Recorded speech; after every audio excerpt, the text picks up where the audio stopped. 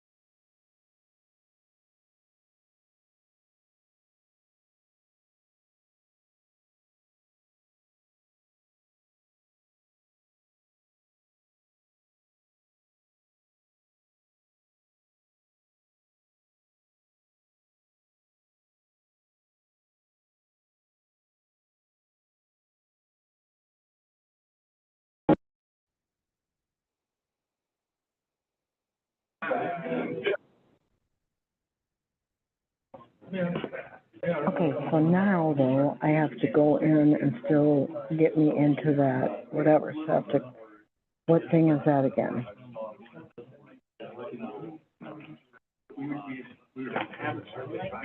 Okay, and now I have to, tell me on the screen here what I go to go push the number to get me up and live on Laserfish as well. Where do I find that? Yep. Oh, that's right, plus. And the 82151. This conference line is for public And we speaking. did all this. You will be to start muted with, upon and it was- entry, and we will unmute your microphone when you are called upon for public comment. You will be able to hear the entire meeting while you are on the call. And I'll Thank you. send this to music. Because we have people texting, letting us know that. All the knowledge. Okay. On your phone, you hit plus, so you can conference call as many people as you want. There's a little plus sign on your home screen. And just dial the first person, hit plus, dial the next person, and merge them, and you can do as many as you want. I just did all 5 of my board members on the first part. Because you're always dependent on the internet bandwidth.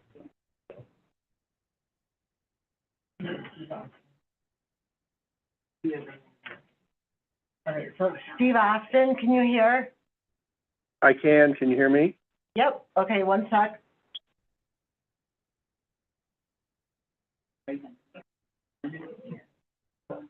Okay, so Zoom is working fine now, the conference call is working fine. And then how about? Or. We're down south. Never even had to come use your tractor. I know. So it's not under the snowblower on, parked it in the garage, it was ready to go, had the keys stashed if anyone needed to use it. Next time that snowblower used is when they took it off. Eric, can you hear us? Eric? Yes, I can. Yeah, I can hear you. Okay, all right, perfect. Now, James, about you too.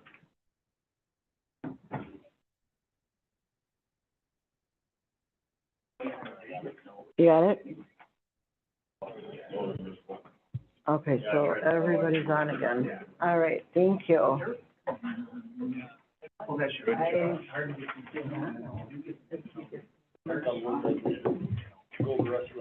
Yes, it is, kind of. Okay, thank you. We're back, Wanda. Everything is on. Thank you so much. We apologize about the technical difficulties. I thank both attorneys and parties there, but we want to make sure all this information goes to those that are involved here. So we're on your notes. I believe we're on item 4 of your bullet points, if that's. Yes, and my understanding from, One Energy's representative is that, one of the attorneys couldn't hear for about a minute. Is that correct? Yes, okay. So I'll just back up maybe like 1 or 2 parts of their study just to make sure their attorney hears it. So again, there's no weird basis for appeal, whichever way this goes. So, again, looking at the solar company's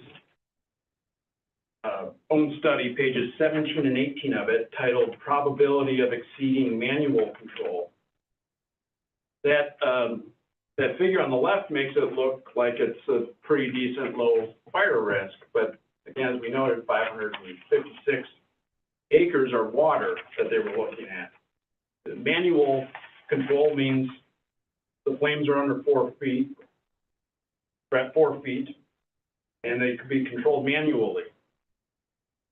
But here, again, the probability of exceeding manual control is actually quite high when you take away the 556 acres of the water.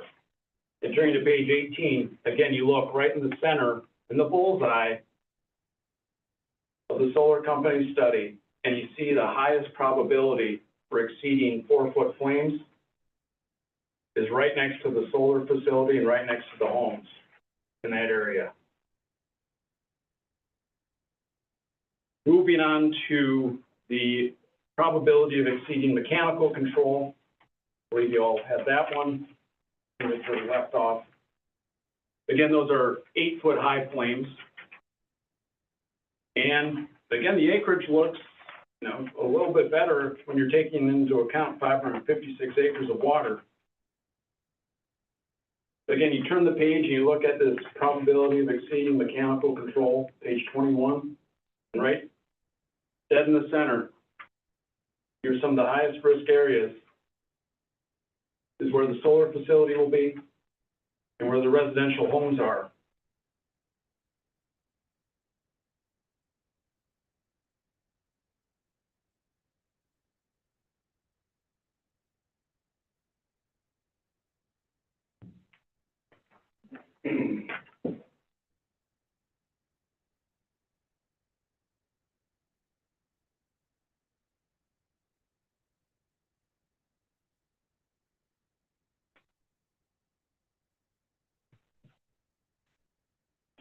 Next up are pages 51 and 52 of the solar company's fire study, entitled Surface Fuels. And you see that dark green is a very high load for surface fuels.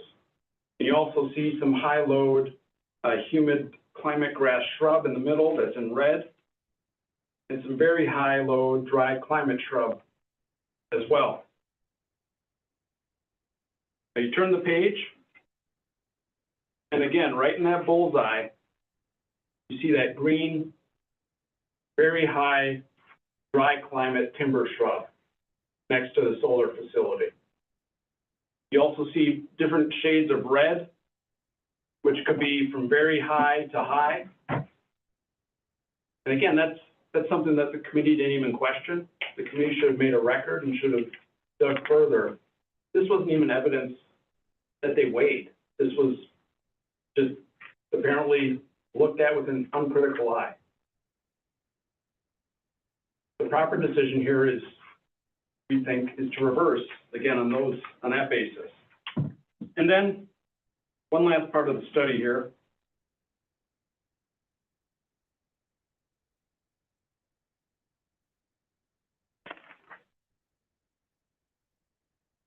Thanks.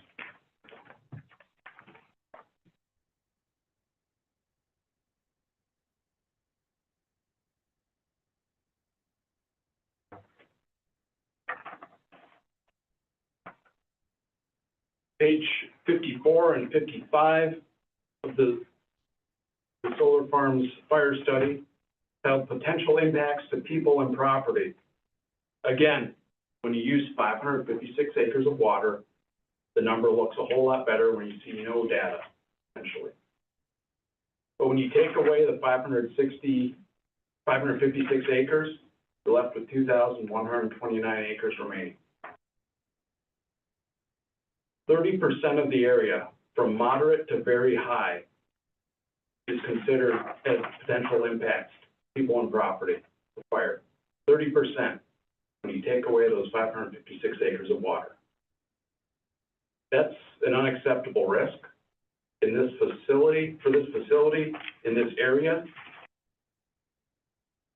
There are other areas for solar farms, but this one is just not it.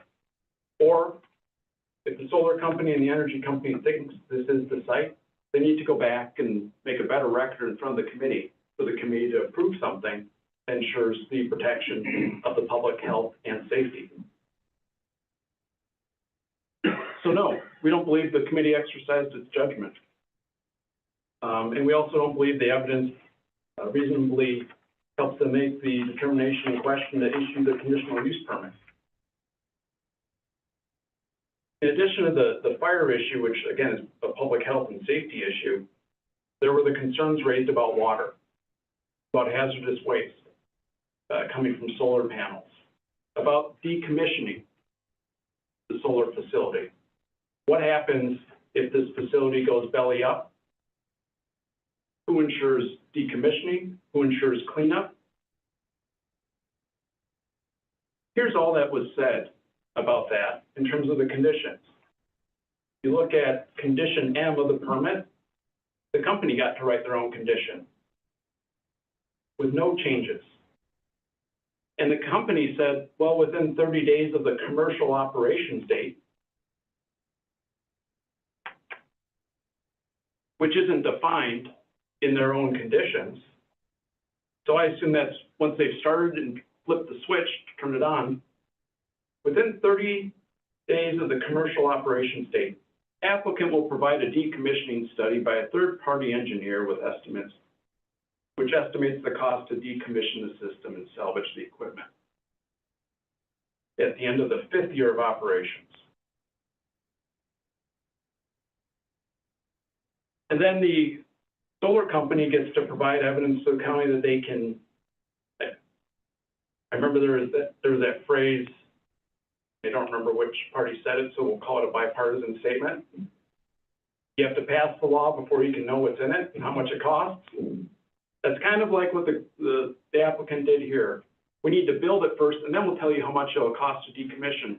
But trust us, we'll have the money to cover it if anything goes wrong. So they say they can provide a corporate guarantee, which this is an LLC. There's limited liability there. There are those other solar companies like Solyndra, probably about a decade ago, that just went belly up. They also have the option of providing a surety bond, which in practice sounds okay. The problem is if you've ever tried to collect on a surety bond, it's exceedingly difficult. You know, looking at other counties that have had to collect on bonds from other industrial facilities in recent years, those insurance companies do not want to pay out the bond, and they will reject the bond. And that cost gets left to the county and the taxpayers. A letter of credit would be fine, or cash. Those are things, if you could guarantee that they will have the money in an account that they cannot withdraw, that's fine. But that's not what the county did. The county gave, the committee gave this LLC the option to choose its own financial assurance that could be most favorable to the company, not to decommissioning. And again, the cost of the decommissioning doesn't get into actual environmental cleanup, if there's any environmental cleanup required, whether that's from leaking lead or cadmium or other hazardous wastes from the solar facility. There are multiple unresolved health and safety issues that the committee just simply did not weigh, did not discuss, did not make findings on. And therefore, we believe they don't have the evidence.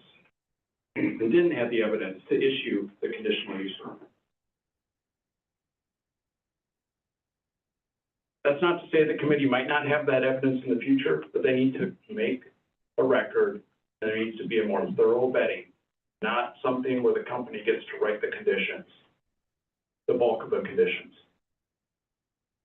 So when you're going through this review again, if any one of those cert standards or any of the reasons was not met, just one of the four, and any of those reasons, reversal is proper. You have the authority to reverse. We'd ask that if you agree with the town's appeal request, that you make a motion to approve the appeal request and reverse the decision of the Land Use Information Committee to issue CUP 23-15. Thank you, and sorry I had to repeat myself on a couple points there. Appreciate it. Anything further from your side? From Steve, did you want to wait for public comment?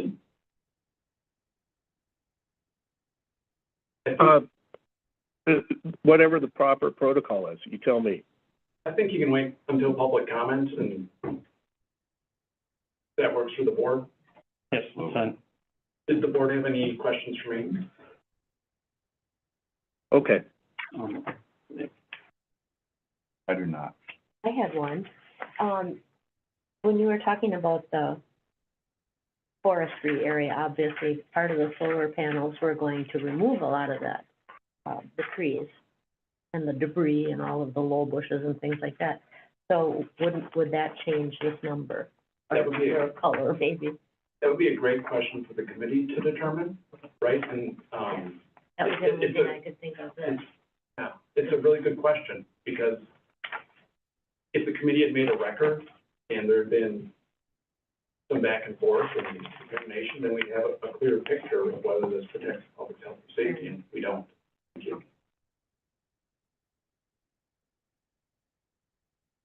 I got a question. Could you, that's not your report, I know it's the Northwest report, but when you say conditional risk, you were talking about 4-foot flames in the one, 8-foot flames in the other and mechanical.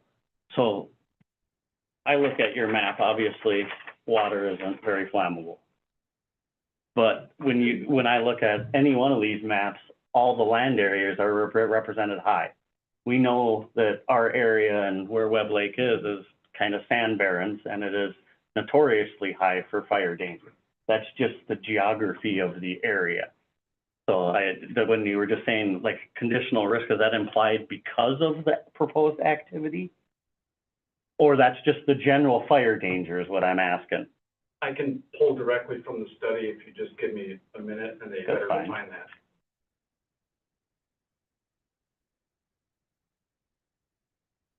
If I don't have technical difficulties. Yeah. Just because, like I said, when I go, is that a condition of after it was built, that would be the risk, or this is just like a general fire danger map? And they ran a study on it, because to me, it's two different things. Does that make sense? Absolutely. Because when I just look at it, I see you could take the lakes out. When I just look at, I live in DNR forestry fire management. We're in very high risk all the time. That's just the geography of our area with the pines and trees and stuff like that, so.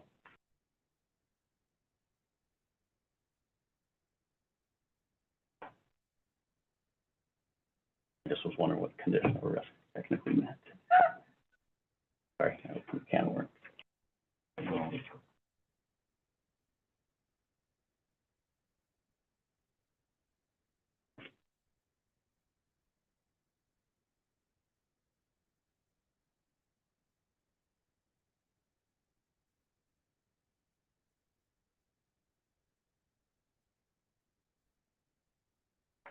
Okay, I've got it from you, for you. Perfect, thank you. From page 5 of the study, the conditional risk to potential structures is described as the conditional risk to potential structures data set or risk to homes represents the potential consequences of fire to a home at a given location if a fire occurs there and if a home were located there. I don't know if that clarifies the issue for you. That sounds like a lawyer wrote that description. Yes, but I mean, and my interpretation is mine, but it just sounds like that's a general fire risk for the area because of the nature of the woods or the land structure. Like I said, hay fields don't burn as well as pine forests that are planted out there. Yeah, understood there, and that was, again, part of the items submitted to the committee were the concerns, showing actual pictures of solar farm, a solar farm that was on fire, with rather large flames, and that was in the record. The concerns about toxic fumes coming from the fires that aren't taken into account in terms of the fire study itself, but those were submitted to the committee and ignored.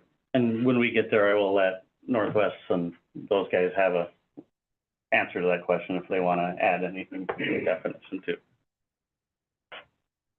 Any other thing from the applicant on, at this time to be presented? Like I said, do we have any other further questions? I do not. Nothing further at this time from us, and thank you again for your time and consideration. And if maybe we could just have a few minutes for rebuttal after the solar company presents. Yeah, I'll try to do my best to moderate that on a timely fashion and understand legal precedent, because we did all read these briefs, and like I said, it's beyond my pay grade to look up statute, to look up case law, and spend my time as an attorney to try to interpret it. I've done my best to read and follow through, and I know my committee members have, and we'll probably have nightmares about this afterwards, but that's the way process goes. So hearing nothing more from the applicant, I will at this time open the public hearing, and we'll run through the public comments, and then I will allow the attorneys for Northwestern to have the last comment. And then if we need to go into a quick rebuttal on certain topics, I think we could do that. And then we can hopefully make a decision if that sounds applicable. And I will state, if you are here for public comment, we really appreciate it. We do have a 3-minute time limit, and if something has already been said, for speed-wise, if you can say, I concur with the previous statements or something like that, and try to stick to a new topic or a new point that's been made, but you're free to say anything you want in those 3 minutes, but just, if it's been repeated many times and you have something other that you want to say would be beneficial. So, we have the list, and who is up first here? The O's, those were called in, is that correct? Oh, it's on site then? On site, okay. Whatever you want. I'm trying to find there we are. I'm gonna go through this page first, and if it's duplicate, then we'll move on to the second one that was presented later. So Leslie Garrett, is that, Why not go first? yeah, Thank you for. you're on top of the list, Leslie, so. Thank you for letting me speak. Good evening, my name's Leslie Garrett. I am a resident in Webb Lake, and I prepared 7 fact comments, and some of them I concur with what's been done already, so I'll just mention that up front. All right, so my first fact was that our population of Webb Lake is 458 full-time residents, and we're 32 square miles. So if it has to be located in the town of Webb Lake, could it be located someplace other than a hazard to all these residents if it's there, and you have the bullseye maps there. So, fact number 2, based on the comments made in the first meeting by Northwest Electric, locating a solar farm in the area they want to locate it was a cost-saving measure to serve a peak in demand for 2 weeks a year. So how does the board who agreed to have this go through justify a 2-week demand building a 14-acre solar farm? Third fact, Northwest Electric owns 39 parcels in Burnett County. If they want to put a solar farm in Burnett County, let's pick a parcel that's not so heavily populated or such a fire risk. Fact number 4, the lifespan of the solar panels outlives their recyclability. That was discussed in the first meeting. So therefore, this will be a wasteland when they are decommissioned. And so what will the requirements be for the landowner, whether it's Northwest Electric or if they sell that parcel off with the solar, what's going to happen to all that material? Fact number 5, one of the zoning board members is a major shareholder in Northwest Electric. I heard him say that in the first meeting to another board member. And so how does recusing himself from that meeting or this vote nullify the inherent peer pressure felt by fellow board members to make a decision that will directly impact his personal wealth? Fact number 6, I own 40 acres right on top of where this proposed site is, and there's about 8 other 40-acre parcels close to me. We share borders, and there's hundreds of acres around us. So how could the board deny us a request to change our zoning, should we choose to, after this decision is determined to be final or it's reversed? And finally, you're setting a precedent here with zoning in this town of Webb Lake, and based on your decision, that's going to impact a lot of private property owners and how they treat their property moving forward. So thank you for letting me speak.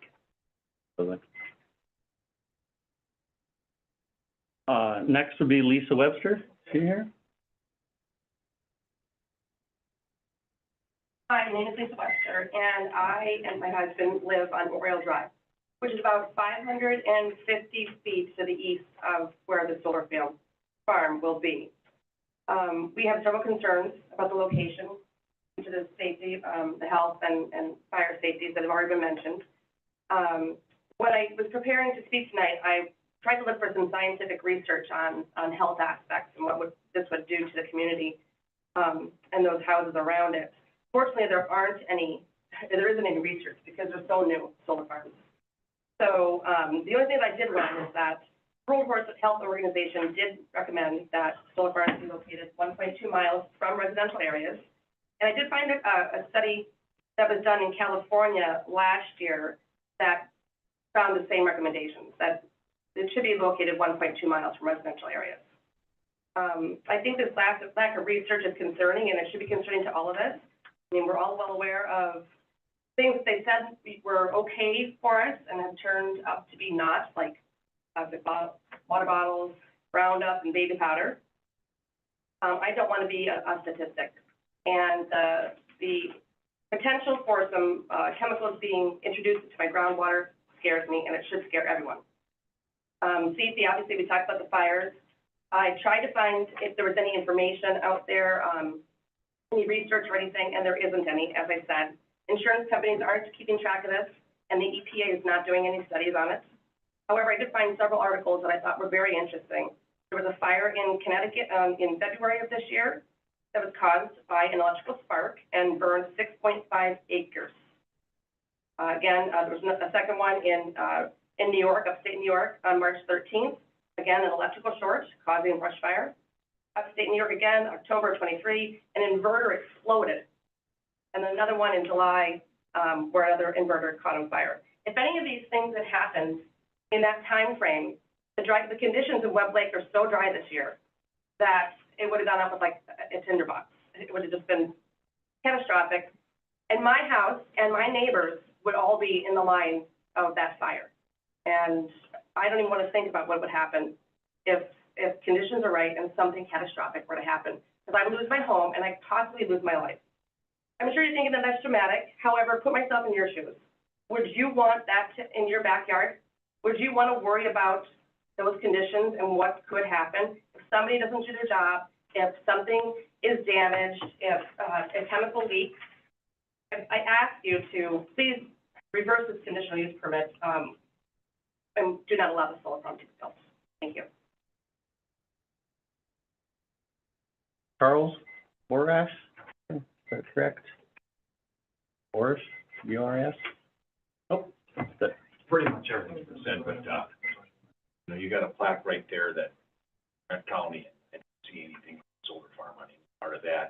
People come here for the woods, deer, fish, and all that kind of stuff. I don't think this is appropriate for that kind of thing in this area. I just see things are going the wrong way around here. I've been here for a long time, probably since 1980. And, I just don't see this going right. Thanks, Charles. Then is Donna on the call? Yeah. Hello, can you hear me? Yep, we can, Don. Thank you. Yep. So I know that this committee is going to meet to discuss the legalities of the decision, but my comments were more of the, like my predecessors before me, just making my voice heard that I'm fourth generation of people in Webb Lake. My family's been here for over 100 years. The reason that people come to the area is because of the beauty, the lakes, the wild animals, the clean water, just the recreational beauty of it all. And I know that the electric company has other parcels that they could locate this in that, you know, as a consumer of their product, a consumer of their electricity, I would rather pay more to have this located someplace else. And I don't feel that the previous board took into account really the public's point of view at all when they were making their decision. And I'm asking you to deny or reverse the decision for this solar panel. Thank you. Thanks, Don. I have Barry, and I think, is he in or on call? He's on the call. Can you hear me? Hang on. Can you hear me, sir? That's okay. Can you hear me? Yes, we can, sir. Thank you. Please state your... Great. Good evening. This is Barry Kucharski at 30449 South Bear Paw Drive, Webb Lake. I'm calling in to ask that this solar plant be denied at this particular location for the following reasons. It's not acceptable here. And I want to point out also, last fall I was at the meeting. I gave several fire occasions and reasons that it should be denied because of the fire only, but I was never in the minutes of that meeting, so they were not included. So, number one, this is zoned F1 forest, not commercial. Number two, the World Health Organization states that nobody should live within 2 kilometers of a solar farm due to radiation, water contamination, noise, etc. Number three, solar plants start fires, and I gave reasons in the last meeting, and there are several of them. Fire phrase says there are over 430 documented solar farm fires. The DNR shows Webb Lake in the highest fire risk areas of all of Wisconsin. Last fall, Cheryl Gray, who lives on Dove Drive, right behind, adjacent to this, presented a petition signed by over 100 taxpayers of Webb Lake against this location. The county board never accepted her signatures. These were taxpayers that signed up at the local recycling station, this position totally against this location. The taxpayers have been disenfranchised. Number five, if a fire breaks out and toxic water leaks into the nearby wells, not only will they be contaminated, but also the springs under this location. Right across the street is a street called Spring Creek Road. These springs are actually feeding artesian wells that come out of the side of the hill behind there that feed Johnson Creek to Webb Lake and the Namakagon River. That is a federally protected river by the federal government. A hailstorm or any damage to these panels or anything could forever go in there with PCBs and cadmium. Last September 4th, 2023, One Energy stated that most of these panels are coming from Vietnam, not China. Well, in 2021, President Biden signed the bipartisan UFLPA. This is the law that bans importing goods using slave labor in China. China is circumventing the UFLPA by having 2 plants in Vietnam. These plants are getting their parts from India and coming through, and it is proven in the Green Match. If you Google or look up Green Match in the UK, March 13th, 2024, key brands, 85% of all major brands of these solar panels are being built by slave labor in China and going directly against the federal law. China is shipping these parts, as I said. Point in fact, town of Paris, Kenosha County, Wisconsin, all the panels that are reviewed right now, they're being held up by U.S. Customs in Chicago right now, and they will not let them loose just because. Okay, Barry, that's time, so I'm sorry to have to cut you off, but that's the situation. Thanks, Barry, for your comments. Alex Peterson? He's not a lawyer. Oh, hey, we'll wait on that. And Eric? Jeremy? Yep. Go over to this list. Thanks. Andy? I can't. Yes, sir. Okay, perfect. Kirkowski? It's Andrew Kaharski. I'm a resident of Webb Lake on County Road H by Big Bear Lake.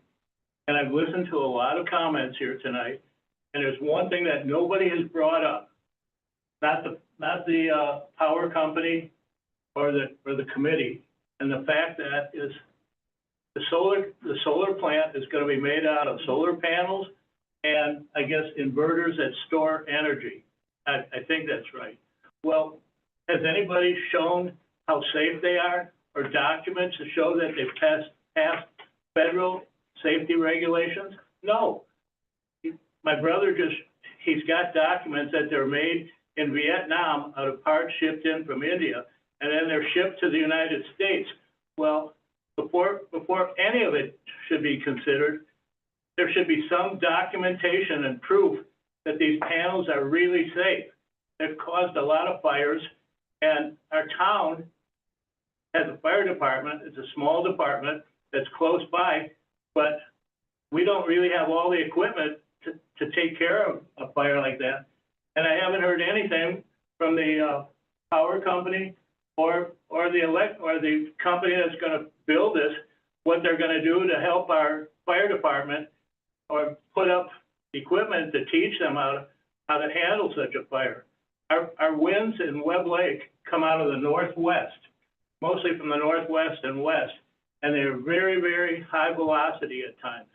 So if one of these Vietnamese panels or inverters overheats and starts a fire, we're all the people, we can say, well, we're sorry it happened.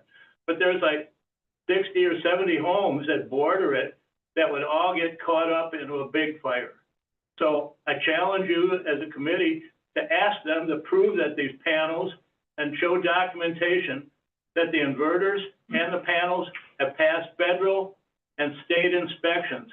And there's some being held up in Chicago right now because they figure they're unsafe. So before you even pass it, better ask them to provide proof that these panels and the inverters have passed U.S. federal inspection and state of Wisconsin inspection.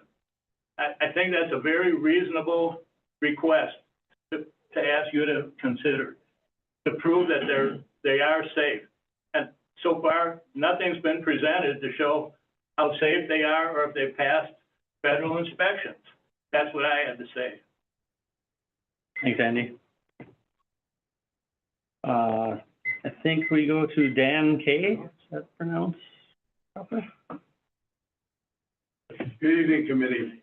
I have a building, my name is Dan Kay. I have a building 200 yards away from where you're gonna put the solar panel thing in. It's 3050 Lake 26 Road, and I have a cabin, 30465 Bear Paw Drive, southeast edge of Big Bear Lake. The places I have up here are totally exposed to a potential fire of this thing. And I have to go down Lake 26, and you put in a field of 14 acres of these panels after you cut off all the woods. The reason I came up here is to enjoy the trees, the woods, nature, the water. I have to go by this thing to look at this miserable looking Black Sea of whatever they are, and I'm totally against it. And a lot of everything everybody else has said, and I'm asking you guys, I don't think you would like to have this whole sea of stuff at your house, in the woods or wherever your residents might. Road for a wood pile. And Another comment? oh, sorry. Why don't we buy them an extension cord, plug in the solar panel thing someplace else where it's safer? Might be a cheaper and safer thing to do. Beth Esser? Is it? Oh, okay, she's on, okay, sorry, my bad. Okay. I'm terrible at names. Anders Hellquist? I don't think the. Bueller, Ferris Bueller out there? Oh, hey, John, at least I know, that's, did you want to make comment, John? You're next on the list, so.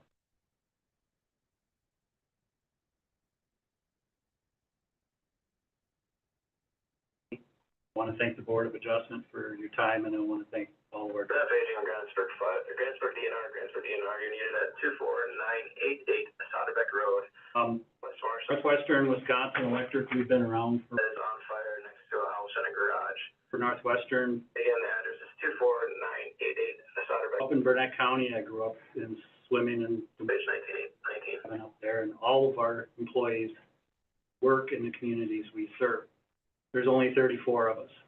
Our corporate headquarters are in Gransburg, Wisconsin. We're not in the big city. And we're available to our customers basically anytime during the day. And so I'm available. I'll just tell you to take calls when I'm not out working in the field. I'll return your calls. I've had one message to return on this project so far. I asked our front receptionist, and she said maybe she's taken 3 calls. One of those left a message for me. I've tried to return it a couple times, but I wanted to talk a little bit about the load at Webb Lake. The load at Webb Lake has more than tripled over the last decade. All came up and went fishing there. Stayed there for the summer. Two of us, or a few of the people I know in this room, parents or grandparents toughed it out and kept the places up there going. Those are year-round homes now, and that's what's built. There's not one-season cabins built there anymore. The cabins are short-term rentals, they're used as cabins, and there's the insurgence of campgrounds. Our peak up there is sharp, that has been testified to. It does occur during the holidays and the weekends, so more than just a couple times. Northwestern is implementing many tools to deal with these peaks. A lot of utilities are using, including all of our neighbors. Back when I first started to deal with our sharp similar. That page in Gransburg DNR, That's still Gransburg DNR, and Gransburg Fire, you needed at 2498. at this facility, which is Put in West Marshland. substation. For what pile that's on fire next to a house and a garage? This is probably the fastest growing substation in The home, 20. so again, the address is 24988. So this is just one of the tools we're using. 21. There's been a few comments about this. This is a bulk power supply. It is not. It represents less than half the capacity in kilowatt hours. Northwestern Wisconsin Electric sells over 180 million. Bring it at 429. This energy will not leave our system. For a 73-year-old Thank you. has pain. I don't know if she has any other medical conditions. Here's second page. Mike Helmquist, have we seen an attorney? No. He's a chief, that's what I I'll like. claim to be an attorney either. My name is Mike Hempquist. I'm the Webb Lake Fire Chief. A little bit of background on me is I'm retired out of Maypoint Fire Department in the cities as a district chief for 20 years. I've been on Webb Lake Fire Department for 6 years now and a chief for 5. Some of the safety concerns I have, we just finished updating our community wildfire protection plan with the DNR. And this little handout that was given to everybody with the little map in the corner, that salmon colored area, that is labeled by the Wisconsin DNR as extreme wildfire danger area.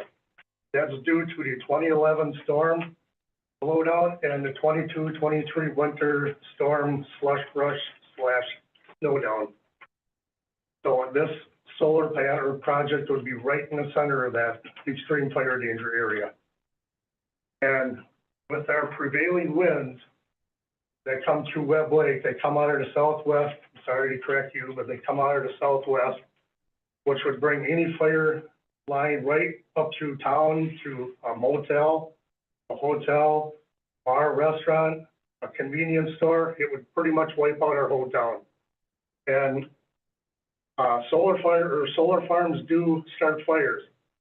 For instance, how fast a fire can grow. Just last Saturday, we were up at a fire over in Washburn County. An unattended small campfire turned into a 180-acre wildland fire. It took 4 fire bosses from the DNR to knock the flames down, to knock it down so they control it. That's at a cost of about $30,000 because Northwestern Electric have the money to pay for 4 fire bosses to put a fire out. It gets going. That's another one. The power company could give me a time to come and de-energize this project. Actually, a solar panel can never be de-energized unless it's covered with a dark, big, heavy-duty tarp. That's the only way you can de-energize a solar panel. An article in International Association of Firefighter magazine, the only way you can de-energize them is covered with a tarp. The only access into the fence would be walking only. They did agree to put a driving perimeter around, but what's that gonna do when that, wildland grass that they're gonna put in there burns just like that on a low humidity, high wind fire day? Solar fields down by Rice Lake are in open fields. They're not surrounded by dense, heavy forest that's deemed hazardous, extreme hazard fire area. Last but not least, the electric company claims they run low on power on holiday weekends. I live in Webb Lake. I've never ran low on electricity. Now, I'll talk about internet, that's a different story. Thank you. Thanks, Mike. Lisa Webster? Yes. I knew that, I was just testing you. Wade, did you want to say something? Yeah, so like Mike was talking, I'm an electrician myself, so I understand solar panels when you put them in. We always have a disconnect, but all the disconnect does is shut off the feed to the actual service. It does not shut off the panels. Any shorts within the system out there, they're gonna keep sparking all day long. Transfer fire, you're needed at Chemical 9 in there. Road. All the- What tile on fire next to house and garage? What solder's made out of, Again, there's a wood access to their solar panels. house and a garage at 249, So basically, we need to look at the safety. 1925. Jeremy, like you said a few minutes ago, you all know the difference between a forest that burns versus a hayfield. Said it yourself. Sounds like common sense right there. Thank you.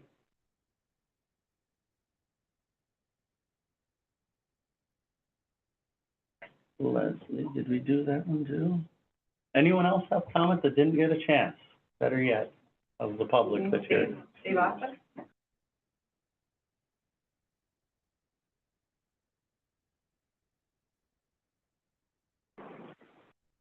Steve, are you there? I am. Can you hear me? We can hear you, Steve. Thank you. This is Steve Austin, Town Board Chairman of Webb Lake at 3142 West Webb Lake Drive. The town of Webb Lake believes the county zoning did not use good judgment and follow the town's input regarding the solar farm. In a case like this, the very first priority of the zoning board should be, does their decision put anyone at danger? The town of Webb Lake met with representatives of the solar company, Northwest Electric, our Webb Lake Fire Chief, and members of the DNR.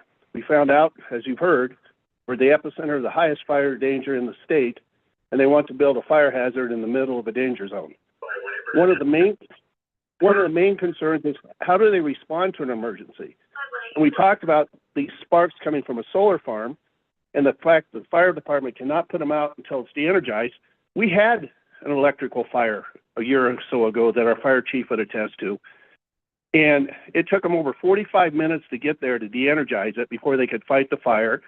And luckily, winds were not in the normal prevailing direction, or it would have been out of control. So we get no answer from them of what the time response would be. And I think that's important because 45 minutes with the right wind, Webb Lake is gone. They have no acceptable plan in place. Excuse me here. All right, hang on here. My notes got away from me. I'll find it. Here we go. They have no acceptable plan in place for the hazard of broken panels. In the last couple of months, 2 solar farms that I'm aware of in the United States were wiped out by hailstorms. These panels, as you know, are made up of toxic chemicals that leach into the ground once broken. And if this has happened, as you now know, it would contaminate the entire watershed of Webb Lake from this location. Our town has worked very hard on a plan that required a de-energizing plan and a hazardous waste plan in case of an emergency. This was ignored by the board. This area is zoned forest land and was never meant or intended to be for commercial use. Historically, as I've said on the boards over the years, the only way the county allows this on land that's zoned this restrictive is with input and agreement from the town. They clearly did not get this from us. They ignored all the safety protocols that need to be in place, endangering the lives and the property of Webb Lake citizens so that Northwest Electric can sell nearly 2/3 of the electricity generated from the solar panel farm to other communities seems like a bad risk reward for our town. And as Mike mentioned, just in the last week, 200 acres were scorched in a town nearby, luckily not in a high population area. The town did not say no to a solar farm. What we did ask was that a very reasonable safety protocol be put in place. This decision needs to be overturned until the safety and the welfare of the Webb Lake citizens is assured. While it's okay to make profits, first safety must be assured. Thank you. Thanks, Steve. Any other public comments from people here? You've already had a chance, sir. I'm sorry. Can I just say one thing? Great. Have you spoke yet? No. Okay, then go ahead. My name's State your Tom name. Long. I live on Oriole Drive. I'm only a couple hundred yards from this proposed farm. And I'm sitting here this whole time, and I haven't been totally involved in what was going on with this, and so a lot of this information is new to me, but I keep looking up at the seal, and it says to provide vision and stewardship from our county. And if there are this many questions, and even with listening to the lawyer from the power company that's putting, there's holes and questions that should have been asked that haven't been asked. And so I asked the county as a whole body to look at their seal and to say, are we providing vision and stewardship in this process? Or did we put the power company first and not the peoples of the county first? I just ask you to really contemplate that when you're making your decision. So, thank you. Thanks, Tom.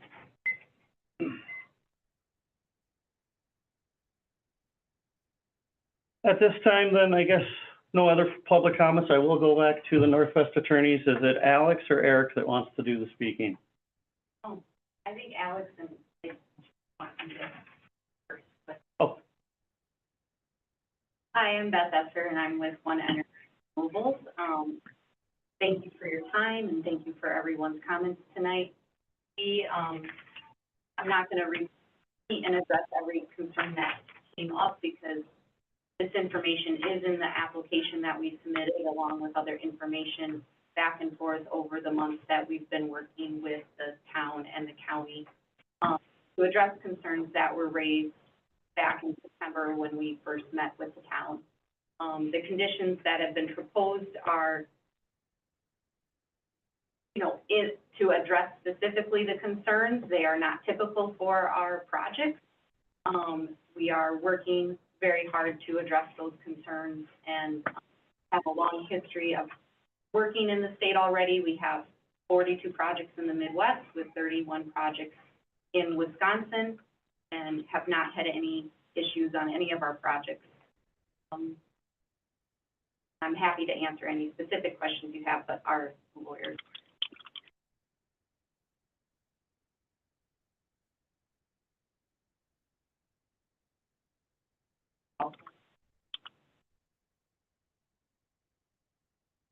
Then I'll allow quite a bit of time to, is it Alex that wants to talk, or was it Eric? One of the... Alex. Well, let me... Maybe both. They're on the same call. Hey, this is Alex Peterson. Can you hear me? We can hear you, Alex.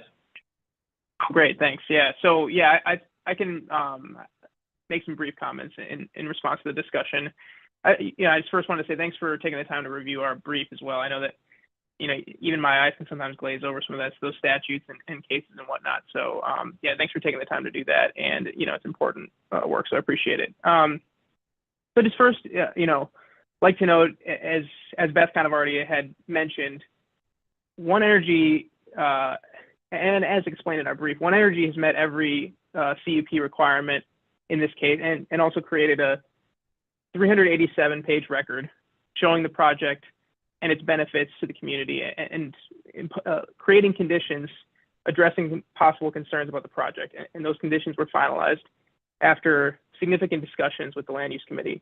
So a lot of thought went into those. And I did just want to address one issue that was brought up in the discussion of opposing counsel and regarding fire issues. And I just wanted to note that discussion was somewhat misleading. I think the study that was being cited by opposing counsel was not created by One Energy. It was actually WDNR's study. I'm not sure if they created it or hired a outside party to create it, but it was WDNR's doing that study was created. And so as noted in the record, Benjamin Garrett of WDNR, who reviewed this project, explained, it's on page 233 of the record. I know it's a long record to go through, but he explained that, and I quote, the WDNR, quote, has not had any solar projects contribute to the ignition of a wildland fire in Wisconsin to date. And the proposed, end quote, and the proposed fire mitigation measures for the project, quote, appear to be reasonable and prudent, end quote. And so the WDNR concluded that One Energy's proposed conditions for addressing fire safety in the conditional use permit, which is condition A of that permit, those were adequate to protect the public. And so, of course, any electrical infrastructure in a wooded area presents some level of fire risk, but there's no evidence that the project presents any unreasonable risk of fire beyond other electrical infrastructure, such as transmission lines and distribution lines that are needed to serve demand in the area. And this project is critical for serving, peak summer demand, as John, from Northwestern noted in his comments. And so, there's, as a member of the committee noted, sorry that I'm not there and wasn't able to see in person who said that, but there's a general fire risk in this area, but not because of the project. And so project is not an unreasonable fire hazard, as, some of the allegations of the, from opposing counsel in his presentation. So I'll go through just some more specific arguments that respond to some of the town of Webb Lake's arguments that were raised in their statement of position that was filed on April 12th. We haven't had a chance to respond to that yet, so let's make some quick comments on that. But I'll just go through a couple brief highlights from our brief and then get into a few arguments about that statement of position. And so I think just a couple highlight points. As noted in our brief, the Land Use Committee was compelled by Wisconsin Statute 59.69, sub 5E, sub B, sub 1, so that's a lot of subs, but to issue the conditional use permit because One Energy had agreed to meet all requirements and conditions imposed by the Land Use Committee. So that's a requirement of state law. When the applicant for a conditional use permit agrees to meet all the requirements and conditions imposed by the Land Use Committee and complies with the ordinance, there's a requirement that the Land Use Committee issue the permit. And so that's a Wisconsin statute. And so also note that many of the decommissioning commitments that were made and after significant discussion, these commitments are in line with utility practice and standards and are typical for these types of projects. And lastly, I'll just briefly note that Wisconsin Statute 66.0401 1M, it's a statute that we used in our brief, and this statute, Wisconsin law, prohibits restrictions on solar, either directly or indirectly, that are not within the three categories listed in that statute. And so I won't get into the details of that, but I just wanted to make that note before I get into the rest of this discussion. And so just responding to a few of the broad points raised by the town. And so first, I just wanted to touch on jurisdiction. And the town has argued that the county does not have jurisdiction to grant a conditional use permit for the project in its F1 forestry district. However, as we explained in our brief, the project is unambiguously a conditional use in that district. Electric generation plants are specifically listed as conditional use, and the project is clearly an electric generation plant producing electricity, from these solar panels. And if the ordinance was meant to only allow hydro plants, as the town has argued, that the ordinance could have easily said that only hydro plants are allowed, but it doesn't say that. Additionally, the F1 forestry district lists as a conditional use any use which is in the same is listed in the sections of the ordinance 30-117, 30-118, and 30-119. It by reference, it incorporates those uses as conditional uses in the F1 forestry district, and within section 30-118, power plants is listed as conditional use. And so the solar facility, the project being proposed here is unambiguously a power plant. That's a conditional use in the F1 forestry district. And, the last thing I'll note on this issue is that statute I mentioned earlier that prohibits municipal restrictions on solar without an individualized review. Through a condition, that statute prohibits blanket restrictions on solar without going through a conditional use permit process. And so essentially, resulting from that, solar projects are required by state law to be either a permitted use or a conditional use in any zoning district. And so interpreting the project as a conditional use is appropriate and required by state law. And, adopting the town's interpretation is just simply not an invalid interpretation of the statute, of the ordinance. And so that's the jurisdictional issue. And just wanted to make two quick notes on some of the procedural errors that the town thought the Land Use Committee committed in granting the CUP. And so one of those procedural issues that the town continues to argue is that the county violated the section of the ordinance that lays out issue or criteria that the land use committee is required to consider. And so that section is 30-60 or -633, subsection B, subsection 2. And that section specifically only requires the county to consider the effect of granting the CUP on health, general welfare, safety, and economic prosperity of the area. This section does not require the county to make any specific or written findings about those issues, only to consider certain possible consequences of the project. And as explained in our brief, the Land Use Committee clearly considered these factors. You know, for example, there's fire safety and decommissioning issues were discussed in detail at the Land Use Committee's November 7th hearing on the CUP, which is attached to our brief, the transcript of that hearing, discussing those issues. And the CUP also includes conditions of approval that we discussed earlier that directly addressed fire safety and decommissioning issues. And, you know, so the record is filled with, you know, One Energy addressing these issues and the County Land Use Committee addressing these issues.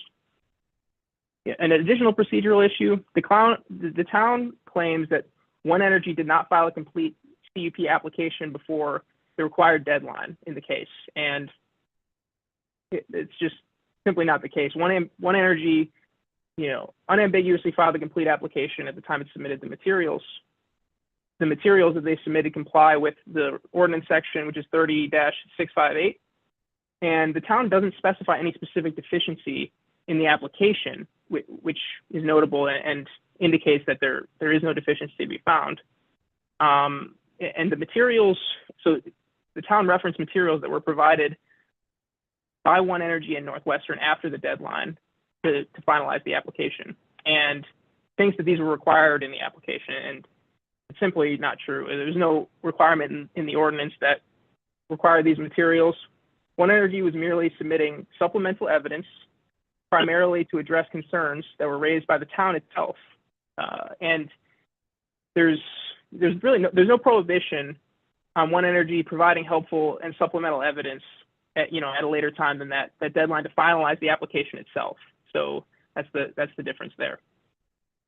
And the last issue I wanted to touch on before I conclude my statement is that the substantial evidence standard, which is there needs to be substantial evidence to approve or deny a conditional use permit. And the town has argued that One Energy does not have substantial evidence to support its application because it does not believe that the record affirmatively, it doesn't believe that the record or One Energy has affirmatively disproved a number of its unsupported concerns. And that includes the one-page objection that was filed by the town, which doesn't contain any substantive evidence. So the town's position is seemingly that to have substantial evidence to support a CUP, One Energy or any CUP applicant for that matter has to affirmatively respond to and disprove any allegation or concern raised by any party, even if the opposing party presents no evidence to support its concern whatsoever. And that position is unworkable and it's inaccurate. It would make it virtually impossible to issue a CUP because any party could drop hundreds of unvetted and unwarranted concerns before the county and force the CUP applicant to disprove each and every one of them. And without any burden on the opposing party to show their concerns meet basic factual thresholds. And so, for example, the town raises concerns about toxic waste and water contamination, and these just simply aren't issues associated with solar projects. And so their concerns are speculation and opinion, not evidence supporting a CUP denial. And the town hasn't presented any expert testimony or substantive evidence to support its concerns. It's just raised unsupported and unvetted questions. And so that's imaginable concern someone could have about the project. So that's all for my statement. Thank you for your time. I really appreciate it. Thanks. Happy to answer any questions as well. Any questions, Pam? I think we're good right now. Would you like a quick rebuttal? I'll give each party like 5 minutes. 5 minutes. And then we'll end the hearing and we'll try to figure something out.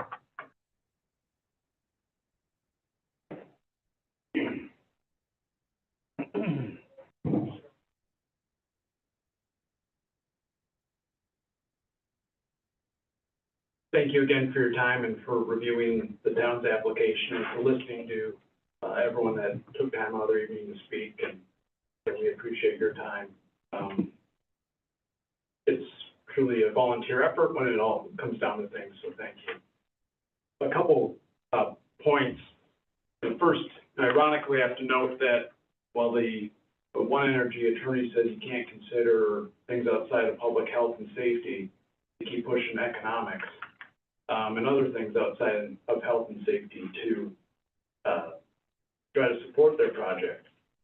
The other thing, though, that I heard often through the attorney's presentation was the use of the word unambiguously. They unambiguously have the authority to build this. There's unambiguous authority for the committee to issue a conditional use permit. When lawyers use the term unambiguous, it normally means it's ambiguous, and we're trying to pound the table a little bit harder. And I tried to avoid words like unambiguous in my briefing, as I understand the considerations that have to go into this. And again, these are considerations and ambiguity that the committee needed to make a record of, but didn't. In terms of the statement regarding there being multiple conditions where there was significant discussion with the committee, that I don't know what the attorney was basing that off of, but that did not happen. When you read through that transcript, you saw the motion to approve in the second. The page and a half of solar company provided conditions was read, along with 3 small conditions from the county. There was no more discussion, no more tweaks, no more adjustments, no questioning of the solar company's conditions. They were just adopted. And that doesn't meet the standard required by Lamar Central. That Lamar Central case on a cert review, the committee, quote, may not simply grant or deny an application with conclusory statements that the application does or does not satisfy statutory criteria. But that's basically what the committee did here. There is a, quote, expectation that the committee must and will express on the record its reasoning why an application does or does not meet the statutory criteria. Without such statement of reasoning, it is impossible for the circuit court, or in this case the board, to meaningfully review a committee decision, and the value of certiorari review becomes worthless. And that's unfortunately what you have here is a committee decision that did not make a sufficient record justifying how it met the standards for health and safety, shoreline zoning, or why the substantial evidence was indeed substantial evidence to satisfy and protect the public's health and safety.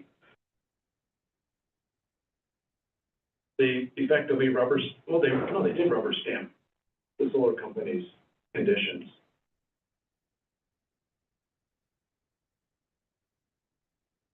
I guess the last point is there's a little bit of a lifting of the veil where the solar company insists that the county is essentially required to have a solar farm as a potential use in any district. They said under state law, without citing any cases, under state law, the county is required to have a solar farm as a permitted or conditional use. That means if the solar company is correct, that means either going in residential districts, not just forestry, they're going in recreational districts. Again, the county has to make the decision based on what's in its ordinance, and we believe a solar farm was not specifically listed, and that's required for it to be considered and for the committee to have jurisdiction to even approve this to begin with. So we request the board reverse the committee's decision, and which will allow the applicant to submit a new application to the committee, and we can have a further vetting of all these issues that you've heard about and have been raised in the record. So thank you. Does Alex want 3 minutes to give everyone 2 shots and then we're done? Or is he on the line?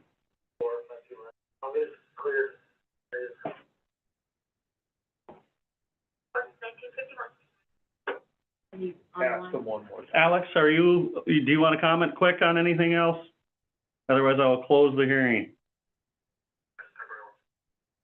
Oh, hey, sorry, can you hear me now? Can hear you now. Oh, sorry about that. Yeah, that was weird. Yeah, I'll just take a minute. I think mostly we'll just stand on our brief and the comments that have already been made. But I just wanted to make two quick notes. So one of them is that, about the conditions being rubber stamped. That's clearly not the case.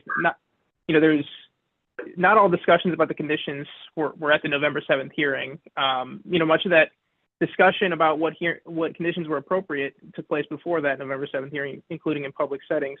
It'd be kind of an absurd thing to just, come up with conditions on the spot at the public hearing where the decision was being made. So that's not a very accurate statement. And the second thing I'll say is that in terms of not having cited a case to the proposition that conditional use permit process, that solar farms must go through a conditional use permit process and they're not allowed to be a not permitted use in any zoning district.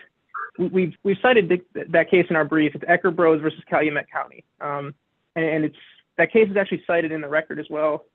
I think Corporation Counsel has a memorandum in the record, and I think One Energy submitted a memorandum as well in the record talking about the limitations of municipal restrictions on solar. So I think it's kind of concerning that opposing counsel would say that there hasn't been a case cited when it's, littered throughout the record and in our brief as well, citing to that proposition. So yeah, that concludes my statement. Thank you. Thank you. At this time, we'll close the public hearing and deliberate amongst ourselves. Deliberate. Any further questions I should ask for you guys? Will you come back with a decision tonight? We should. You'll let us So run. we can wait here for a Yeah, while? certainly, just stay here. We're gonna Okay, talk, ask some questions together, and then we may make a motion to do something tonight. okay. Any comment that anyone wants to make? It is a lot to take in, and one, I appreciate you guys sitting here. Like I said, I know we're three average citizens that hang out in the area and try to read two lawyer briefs and argue which one's right and wrong. If they're gonna leave alone, that's no problem to me. Hey, guys, Guys, either leave the room or stay quiet, please. they're still trying to debate. Yep, we're still under hearing here. Yeah, there's just a lot to go through.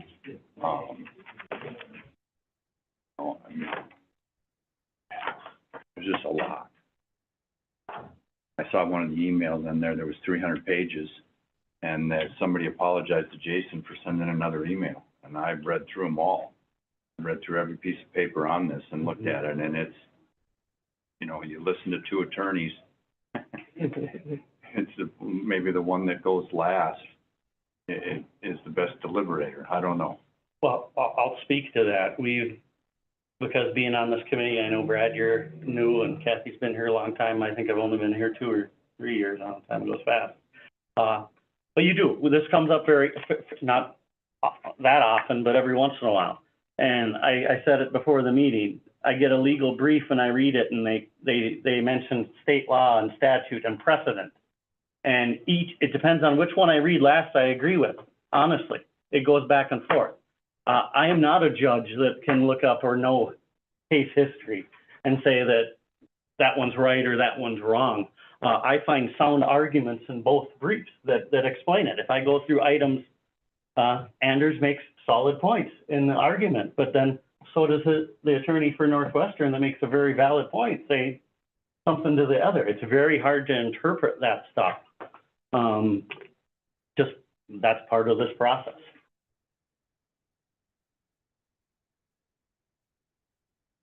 Jason, you were at the committee hearing. One thing that is of interest is the Webb Lake town opposition. That was in the regular and in the brief. Do you have any clarification or anything you can add on that?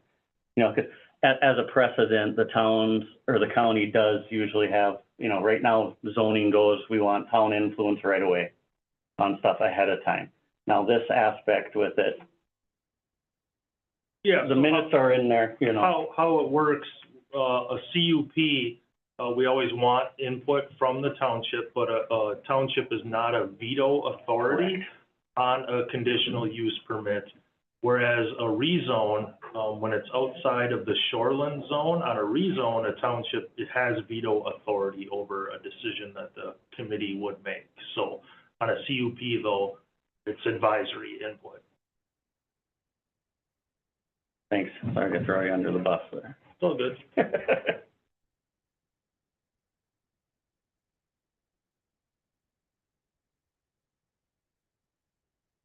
Any thoughts or questions from the committee and members about anything we want clarification on? And I can't remember offhand. What was the roll call vote? Was it 7? 7-0. Yeah. Yeah, I'd have to look. I mean, it was, Yeah, Brent recused himself. Yeah. Supervisor Blumberg. Yeah, so what? 6-6. 6-0.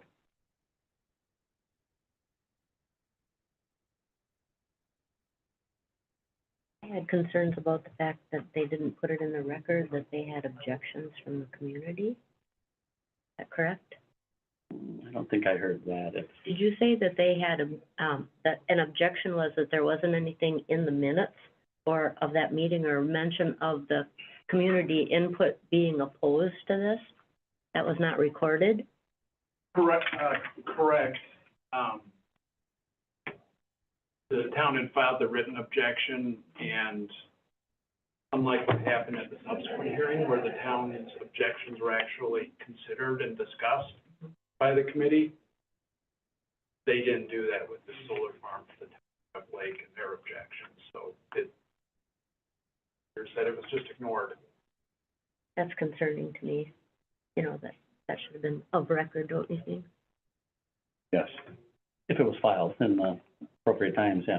I mean, we want all the information on the table for the boards to consider. Well, let's look through the packet then. 'Cause there was, I think. there was 2 meetings. Correct. on this. Well, like I said, on a personal note, the town was represented that way, and people said it was in the packet, just the members didn't see it in the packet. It'll be easy to find, there's only a couple pages. Yeah, you know, just give me 10 minutes to scroll through it here and I'll be able, so if you have other points to discuss. Yeah, we'll come back to that Looking up just so that we can. page. I mean, I understand why the landowners right there, you know, nobody wants it next door, but, you know, that area was logged off, you know, a few years ago, and it just kind of grew up to scrub. But yeah, that's a high fire area, but the whole thing up there is a high fire area, you know? It really is.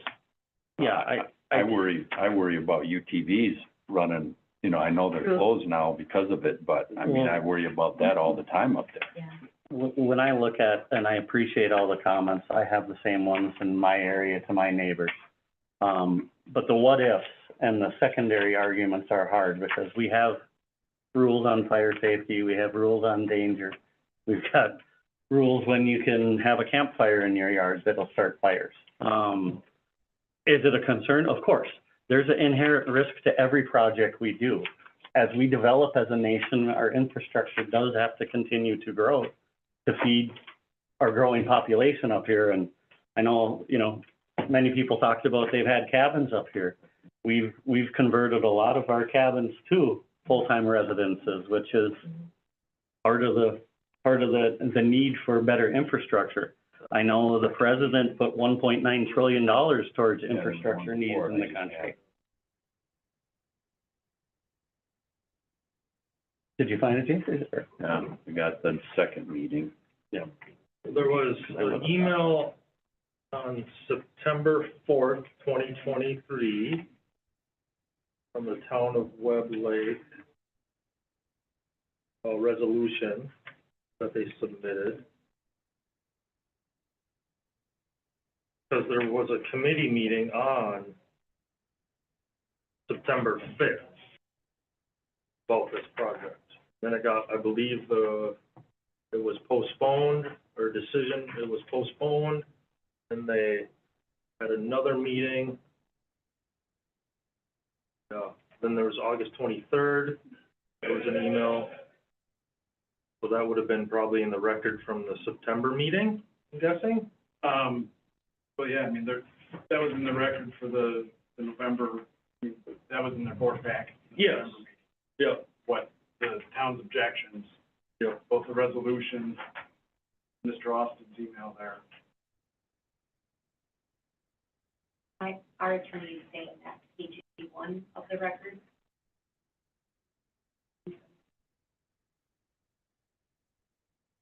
Not even gonna look.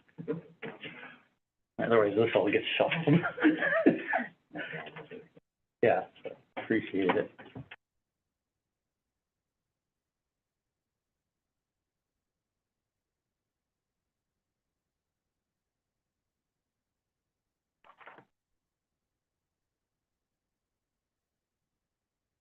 Yeah, so on September 5th, there was a public hearing on this CUP.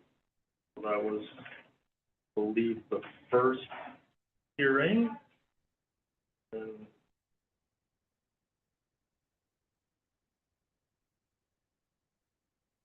digging and find more. And what's the date of the town objection letter? Do we know what that's dated? Or the It was, email? Email in the end of August, and then the resolution was September 4th, I believe.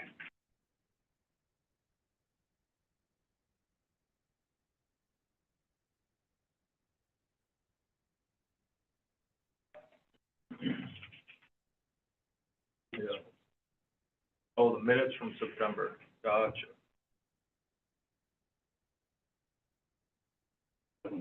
Yeah, so in the public hearing open, then Steve Austin stated the town of Webb Lake passed a resolution against it. Don't know what page that is of In your the, big, yeah. of the 380 pages or whatever. So the committee was aware of the objection from the town of Webb Lake? Yes. Is the question versus not knowing Right, that right. they objected. There's two different things. So, good question.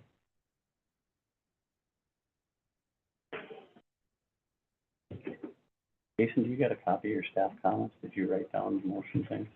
Yes. Because, that's good right there. In my paperwork, I didn't have it. Again, I honestly go back to when I read both arguments by the attorneys, and one, I appreciate both of them talking tonight and going back and forth. A lot of the arguments are sound, and it almost becomes which one did you read last, or which one do you focus on? So when I look through Anders' chart, I can say a lot of them are yes, was it interesting or potentially, but when I think back to reading in what the other attorney argued in his brief in the case law, it made perfect sense too. So not that it invalidates it, but it makes a tough decision, which then tells me what did the board have with the information they had. The land use committee acted on a big proposal. It sounds like there's 3 or 4 meetings before it was even approved by the 7-member committee in land use. Everyone was able to present at that time for that decision. I think they had the information they needed. It's always easy in hindsight to bring up potential problems in the future, but that's kind of, the situation. Again, when I go through the list of arguments, which are valid or top things, is that stuff that we wouldn't do in the permit process, so from my experience in there. These are regulated, it's electric cooperatives or power companies have a whole standard of things that they have to pass. I know there's incentives and plans to go green on stuff with the power companies. I don't know how that, and they didn't mention if this was part of it. Federal projects to try to meet the mandate for 20 or 30% or whatever it is. but I know that that stuff is out there, on it. And like I said, it goes back and forth. They could spend thousands and thousands arguing the same points, and I don't think we'd ever get more clarity. You know what I mean? It depends on which one goes last, because I haven't seen anything substantial on both sides that's a slam dunk to me. So nothing to change what the county, the land use board approved. I don't. The process has a follow-through if it's done. That's my opinion, I guess.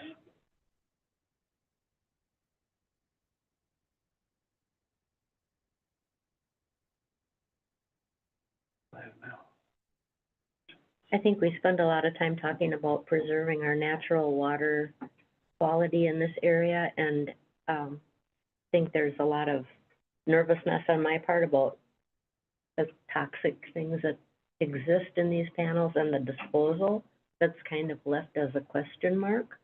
You know, it's, we'll take care of it. Okay, right. You know, how do you know that? What kind of evidence do we have? So that's one of my big concerns. Mine too, absolutely. I would like to know, I mean, you know, what are the toxic things from the solar panel?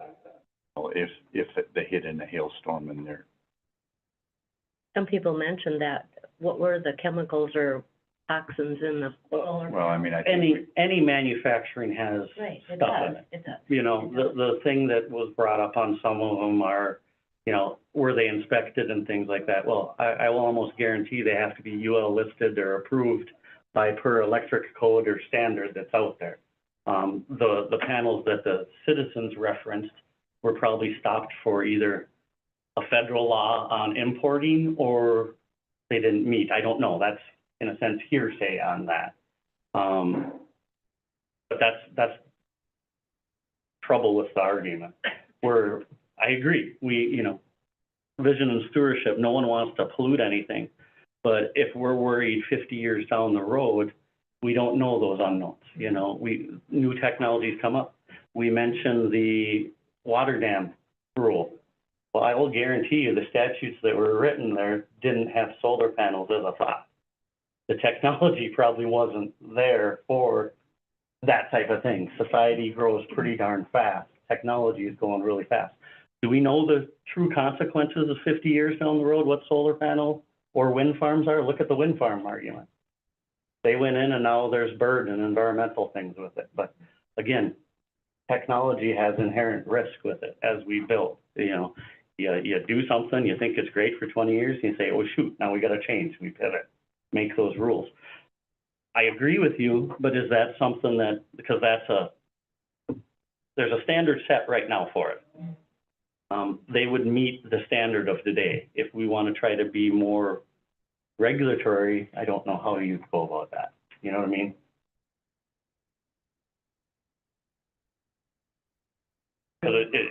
Let's take the fire, for example. They're going to invest, I don't know if the cost was in this, but I'm sure it's a multi-million-dollar project. Build this, they don't want it to go burning up. I mean, to me, as a common sense thing, you know, they want it to last 50 years. You know, a solar panel, I think. Sometimes sparks can't be avoided. You get a spark on an early spring day, with very low humidity, a lot of wind, it's gone. Yeah. Like that fire Saturday, small little campfire, 180 acres. That was jumping roads. You know, right now, we'll stay here. I appreciate it. You know, I know it's hard not to, and we're all, you know, vested in this to come to a decision. So, I don't know.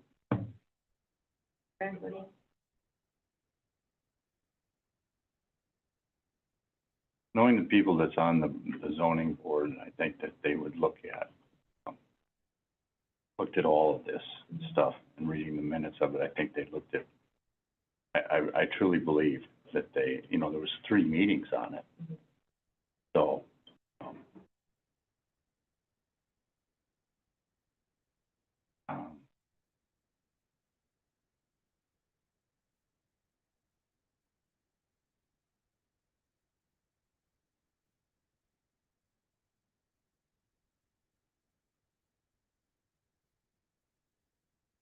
like Jeremy said, you read the briefs and you read the minutes from the meetings, and, it was voted on unanimously. I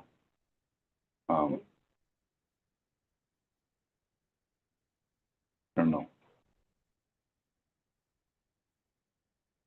I do. I think, like I said, the process is, the applicant had the right to appeal.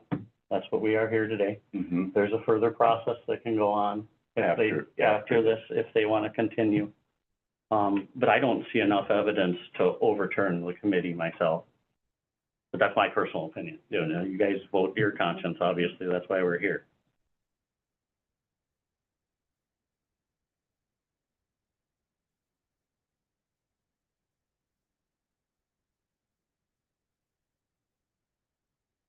Yeah, I don't know if I see enough evidence either to overturn the Land Use and Information Committee's findings. Do we have a motion to deny or approve then? It could be. That's one that is. I make a motion to deny the appeal request and uphold the decision under the writ of certiorari. And this would accept the decision made by the Land Use Information Committee. I have a motion. Do I have a second? I second it. Motion by Peterson, seconded by Schmidt. Any other discussion on the motion? If not, all in favor say aye. Aye. Aye. Opposed? Opposed. Motion carries. Thank you all for coming.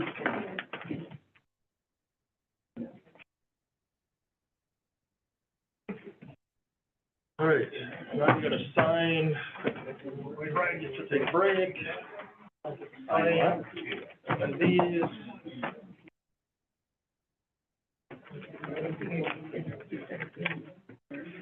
Plus any one of these things, you know. Don't run off yet, so that your mileage, No, that's perfect. That's what we're here for. Just don't ever feel pressured to do it. Like I said, when I got on the county board first couple times, I drove home going, that was dumb. I shouldn't have done that. So, yeah, so I'll start with Jeremy over here. This is. We on still? Yep. Yep. Motion to adjourn. I second it. You guys All in favor, normally do say these aye. On the record. Oh, what is it? Sign them? Sign. Okay. So, stand the record. Yep. This is number 2, that was the, patio in the Voyager Village parcel. Did you change our formula? No. There's page 3. Yeah. Thank you all. I know it's a lot that you've been through, so thank you. Thank you, Jason. We're still recording, right? Okay. We'll just make a note that we signed the previous months. I thought you made a motion to adjourn. We did, we shut it off. Tried to straighten them out. Yeah. Then we shut it off. That's okay. These are just, we'll